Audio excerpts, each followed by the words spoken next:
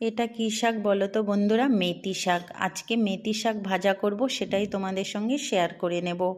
তো মেথি শাক কম বেশি সবাই খেয়েছো হয়তো। আমি যেভাবে খাই সেটাই তোমাদের সঙ্গে শেয়ার করব।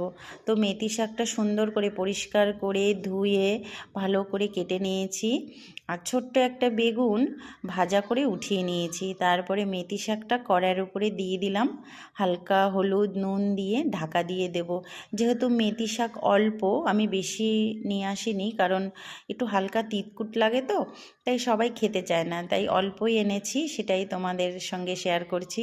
তো দেখো সিদ্ধ হয়ে গেল, সিদ্ধ হয়ে গেছে। এখন আমি এটা নামিয়ে নেব। শাকটা নামিয়ে নিয়ে কড়াইতে আবার তেল দিয়ে দেব। তেলের উপরে অল্প করে কালো জিরে, একটা শুকনো লঙ্কা আর কিছুটা রসুন থেতো করে দিয়ে দেব। হালকা লাল লাল ভাজা হয়ে গেলে আমি সিদ্ধ করা মেথি শাকটা দিয়ে দেব। দিয়ে আবার রসুনের সাথে তোমার এটা নাড়াচাড়া করে নেব। নাড়াচাড়া করে যেই বেগুনটা ভাজা করে রেখেছিলাম আমি, সেই বেগুনটা এখন দিয়ে দেব। দেওয়ার আগে চিনি দিয়ে দেব, হালকা করে মিষ্টি, কারণ যেই তিতকুটটা লাগে মেথি শাকে সেটা চলে যায়, তাই একটু চিনি দিলেই ভালো হয়। যারা না খাও তারা দেবে না। তো দেখো বেগুন দিয়ে দিলাম, বেগুন দিয়ে এখন হালকা নাড়াচাড়া করে নেব। শাক দিয়ে নাড়াচাড়া করেই এখন আমি নামিয়ে নেব মেথি শাক।